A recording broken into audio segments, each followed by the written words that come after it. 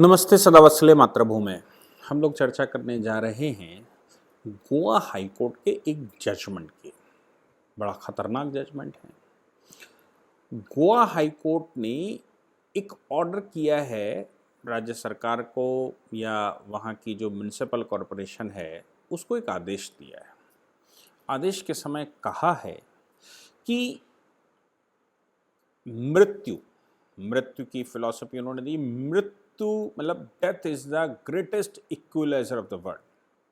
मृत्यु संसार का सबसे बड़ा, पता नहीं क्या इक्वलाइजर किसको कहते हैं, समन्वयक है या उसको हिंदी में कहिए कि अंतिम समय का साथी है।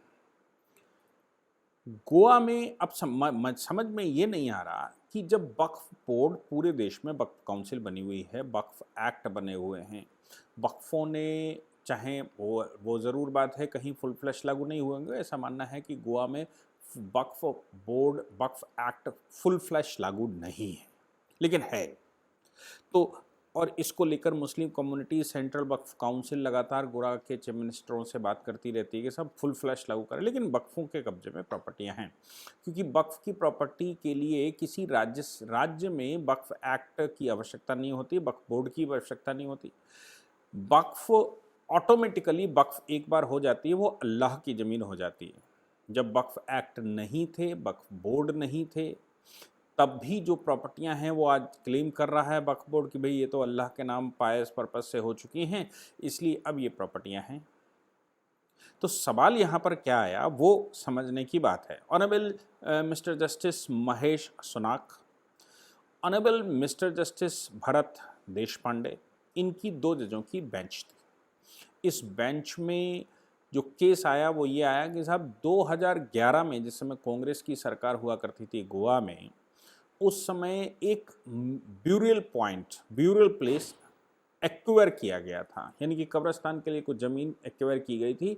और वो ज़मीन एक्वायर करने के बाद उसमें 2012 में वहाँ सरकार बदल गई। 2012 से लगातार बीजेपी की पिछले 10 वर्षों से सरकार है। तो इन लोगों का जो पीआईएल फाइल हुई थी, पीआईएल में ये दावा किया गया था कि पिछले 11 वर्षों में सब डेड बॉडियों को लेकर बड़ी तंगी चल रही है, बहुत परेशानी हो रही है। आज से 50 वर्ष पहले कुछ ज़मीन दी गई थी जिसमें कि मुस्लिम डेड बॉडियाँ गड़ाई जाती थीं। अब वो जो है वो अब सफिशिएंट नहीं है, मृत्यु ज़्यादा हो रही है, आबादी ज़्यादा है। इसलिए जो कांग्रेस सरकार जिस समय हुआ करती थी उसने एक रेजोल्यूशन पास किया था, और रेजोल्यूशन पास करके ये कहा था कि ये राज्य की जिम्मेवारी होगी कि वो सबके लिए मृत्यु के बाद ब्यूरल प्लेस प्रोवाइड करेगी। और उसी को ध्यान में रखते हुए राज्य सरकार ने 2011 में ज़मीन एक्वायर की थी, और ज़मीन एक्वायर करने के बावजूद वो ज़मीन हमको नहीं दी गई, वो कंस्ट्रक्शन नहीं किया गया, उसको तैयार नहीं किया गया, ये दावा किया गया। हाई कोर्ट ने वहाँ म्यूनिसिपल कॉरपोरेशन को बुला लिया, एमएमसी यानी कि मारगाओ म्यूनिसिपल कॉरपोरेशन। दूसरा एक और एजेंसी वहाँ पर काम करती है, वो है GSUDA, Goa south urban development authority. जैसे अब डेवलपमेंट अथॉरिटीज़ होती हैं, PWD को भी कॉल कर लिया। मतलब आप सोचो कि कितनी बड़ा हाई कोर्ट को लगा कि भाई बहुत कुछ गड़बड़ है, और व्यक्ति के मरने के बाद उसके अंतिम संस्कार के लिए स्थान राज्य सरकार नहीं दे रही है, जबकि ज़मीन एक्वायर करके रखी गई है। और यही है मैं अभी तक नहीं समझ पाया कि क्यों नहीं राज्य सरकार ने ये कहा कि वक्फ बोर्ड या वक्फें जो पड़ी हुई हैं, वक्फों की ज़मीन दी जा सकती है। वक्फ में जो पैसा आता है सेंट्रल गवर्नमेंट दे, वक्फ का जो फंड है, सेंट्रल वक्फ काउंसिल के जो फंड हैं, उन फंडों को लगाया जा सकता है, और वक्फ के पास जो ज़मीनें रहती हैं वहाँ पर बनाया जा सकता है। क्योंकि एक सिंपल सा फार्मूला है, अगर कोई ब्यूरल पॉइंट है, ब्यूरल प्लेस है, यानी कि कब्रिस्तान कोई बना हुआ है, तो वो वक्फ की संपत्ति है, चाहे वो राज्य सरकार ने बनाया हो, चाहे किसी ने अपनी ज़मीन दान करके बनाया हो, या ज़बरदस्ती कब्जा कर लिया गया हो। ज़बरदस्ती कब्जे को लेकर आपको याद होगा कि अभी हाल ही में केरला हाई कोर्ट ने एक ऑर्डर किया था कि भाई ये रिलीजन के नाम से, रिलीजियस इंस्टीट्यूशंस के नाम से ज़मीनें घेर करके रखी गई हैं, और ज़मीनें कब्जा लगातार की जा रही हैं, ये ज़मीनें मुक्त करवाई जाएं। राज्य सरकार का प्योर डोमेन बनता है और राज्य सरकार के इस डोमेन में ये ज़मीनें वहाँ कब्जे में हैं। उत्तर प्रदेश में भी आपको याद होगा कि योगी जी महाराज जी की सरकार ने वक्फ के इन्वेस्टिगेशन के ऑर्डर किए थे और वक्फ के इन्वेस्टिगेशन में उन्होंने ये कहा कि भाई, हालांकि वो ऑर्डर मैंने उसके विषय में कहा था कि उसमें खेल महाराज जी के आदेश के बावजूद वहाँ शमीम अहमद सिद्दीकी जो कि सचिव हैं, उन्होंने कर दिया और वो एक बहुत छोटा ऑर्डर किया और उस ऑर्डर में ये कहा गया था कि रेवेन्यू बोर्ड का जो ऑर्डर है 1986 का, जिस ऑर्डर में ये कहा गया कि जो वक्फ को जो ज़मीनें पर मौजूदा समय पर वक्फ है वो रिकॉर्ड मेंटेन कर लिए जाएं और रिकॉर्ड चेंज करके उस पर वक्फ चढ़ा दी जाए।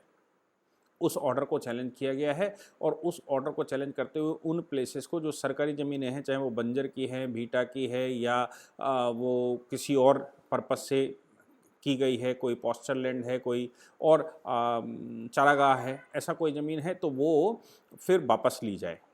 क्यों? क्योंकि वक्फ की ज़मीन को भी इलीगल कंस्ट्रक्शन कोई कर लेगा, कोई कब्जा कर लेगा, तो कब्जा करने के बाद वो ज़मीन उसको नहीं मिल जाएगी। ऐसा पूरे देश में सरकारी ज़मीनों को लेकर ये सामान्य सी बात है।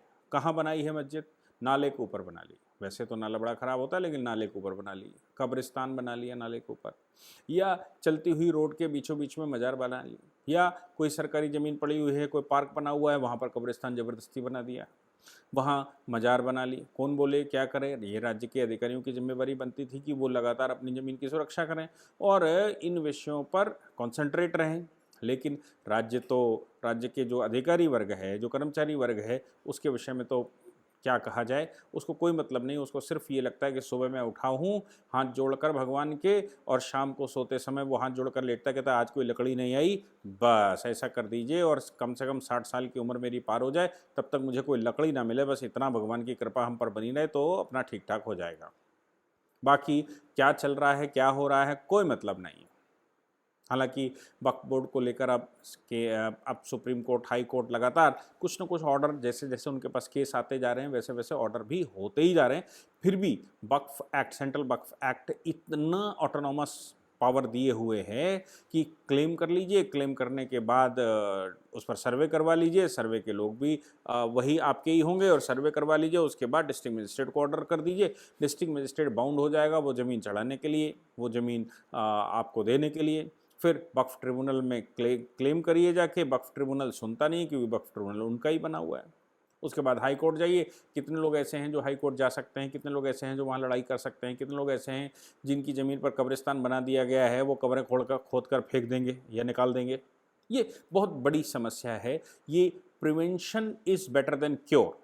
मेरा मानना है कि राज्य की जिम्मेवारी होनी चाहिए कि जिसके समय पर यह काम शुरू हुआ था और जो रिस्पॉन्सिबल पर्सन था उसके खिलाफ कार्रवाई होती और ऐसा कोई आदेश होता, उनकी सिटीजन चार्टर लागू होता और ये कहते जिस अधिकारी के समय पर यह हुआ, जो रिस्पॉन्सिबल था उसकी जिम्मेवारी है और उसको किस किस फैसिलिटी से ब्लॉक कर दिया जाए, उसके परिवार को किस किस फैसिलिटी से ब्लॉक कर दिया जाए, आगे की पीढ़ियों को सरकारी नौकरी से रोक लिया जाए। ऐसा कुछ मुझे लगता है कानून बनाने की आवश्यकता है। जैसे इस आदेश में जो गोवा हाई कोर्ट ने किया, इस आदेश में अजीबोगरीब बात कही। उन्होंने कहा कि भाई नवंबर तक आप मुझे बताइए, यानी कि जी सुडा से कहा मुझे नवंबर तक बताइए कि आपने क्या डेवलपमेंट किया उस पर। जमीन, चूंकि बीजेपी की सरकार थी, उन्होंने जवाब ये दिया, जो म्यूनसिपालिटी ने जवाब दिया, मारगांव म्यूनसिपालिटी ने, उन्होंने कहा साहब हमारे फंडों की कमी है, हम डेवलपमेंट के काम ही नहीं कर पा रहे हैं, हम ज़बरदस्ती हमारे पास इतने फंड नहीं है कि हम इसको बना सकें। मेरा मानना तो ये है कि वो कांग्रेस के समय पर जो पास हुआ था, उसी समय रेजोल्यूशन पास हुआ था, तो कांग्रेस बहुत सारी ज़मीनें देना चाहती होगी। ये केवल वहीं पर नहीं होगा, गोवा की बहुत सारी ज़मीनों पर इस तरह का खेल हुआ होगा। लेकिन जो मेन मुद्दा आया वो ये आया कि साहब कब्रिस्तान हमको दे दिया जाए। जहां व्यक्ति मरेगा, कब्रिस्तान में गड़ेगा, वहां गाड़ने की जिम्मेवारी राज्य सरकार की। आबादी आप बढ़ाइए, राज्य सरकार की जिम्मेवारी है कि वो गाड़ेगी। राज्य सरकार की जिम्मेवारी है कि आपके बच्चे पैदा करवाएगी अस्पतालों में।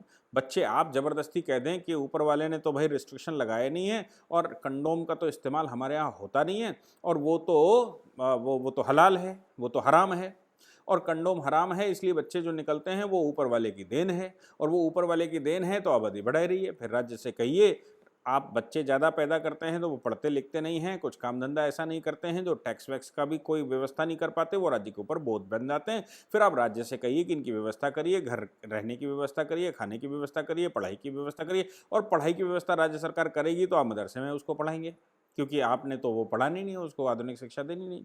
फिर अब मर जाए तो फिर उसके लिए कब्रिस्तान भी दीजिए, क्योंकि मरता जाएगा कब्रिस्तान तो घेरता जाएगा। आपको याद होगा छोटे वैसी की बात। छोटे वैसी ने क्या कहा था? छोटे वैसी ने कहा था कि तुम तो मरकर हवा में उड़ जाते हो, हमें तो हम तब भी 5 गज जमीन 2 गज जमीन लेकर जाते हैं, तो 2 गज जमीन मरने के बाद भी दे दीजिए। कमाल का हमारा देश है। जब वक्फ बोर्ड बने हुए हैं, जब वक्फ हैं ऑलरेडी, वक्फों के पास ज़मीनें हैं, तो क्यों नहीं इस तरह का आदेश, या क्यों नहीं सरकारें हमारे यहाँ की उन वक्फों की लायबिलिटी बनाती हैं कि अगर मरने जीने की जगह नहीं है तो वक्फों को आदेश दिया जाए कि भाई आप उन ज़मीनों पर मरने के लिए, उन ज़मीनों पर अस्पताल बनवाइए, उन ज़मीनों पर ये फैसिलिटी दीजिए, जो आबादी बढ़ रही है इसको उन ज़मीनों पर एडजस्ट किया जाए, उन जमीनों पर स्कूल बनाए जाएं, उन जमीनों पर अस्पताल बनाए जाएं। आप देखो हमारे देश में क्या चलता है। अयोध्या भगवान राम की जन्मभूमि, श्री राम जन्मभूमि जो सिर्फ एक है लाखों वर्षों से, उस जमीन पर तो लोग कहते हैं अस्पताल बनाया जाना चाहिए, उस जमीन पर लोग कहते हैं कि पार्क बना दो, उस जमीन पर लोग कहते हैं ग्राउंड बना दो, बच्चे खेलें वहां पर।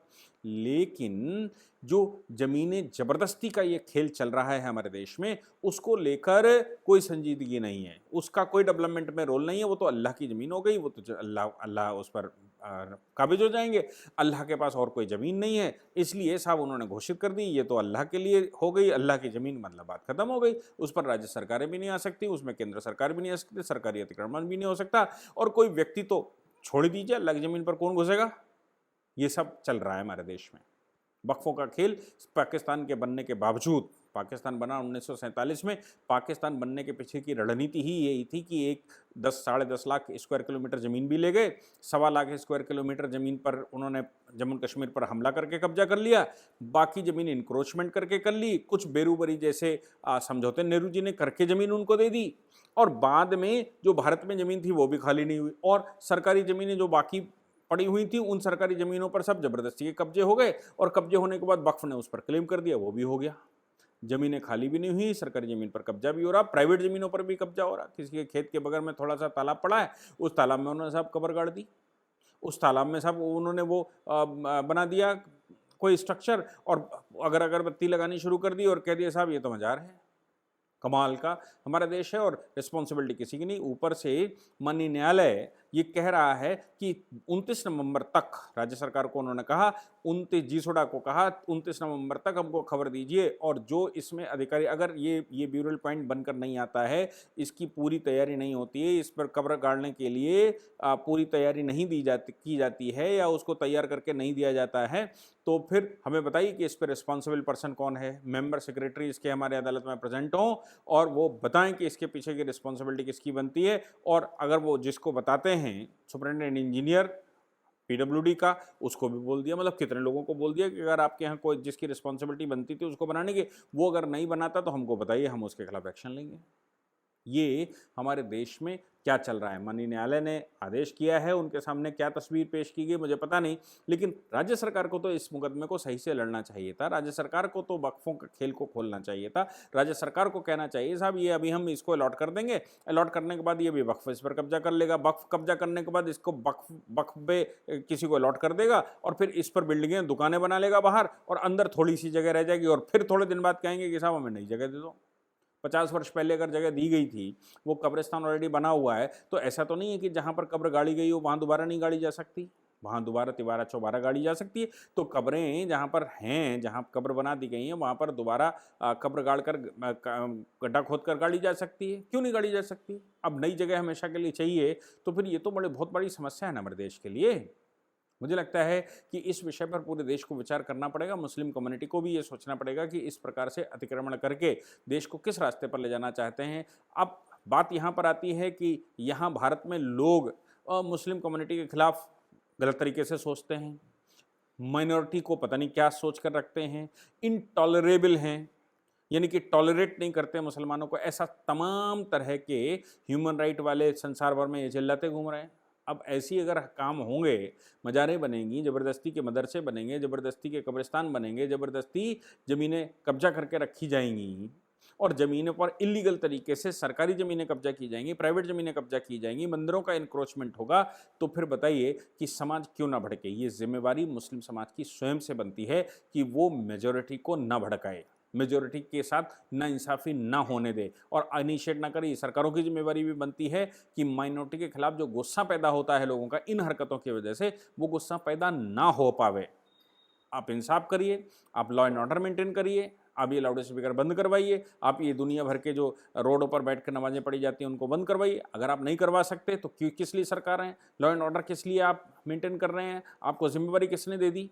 मुझे लगता है कि ये सारे विषय सबको सोच कर रखना चाहिए और इन पर काम करना ही होगा, नहीं तो हमारा देश किस तरफ जा रहा है ये एक बड़ी समस्या देश के लिए हो रही है। जय हिंद, जय भारत, वंदे मातरम।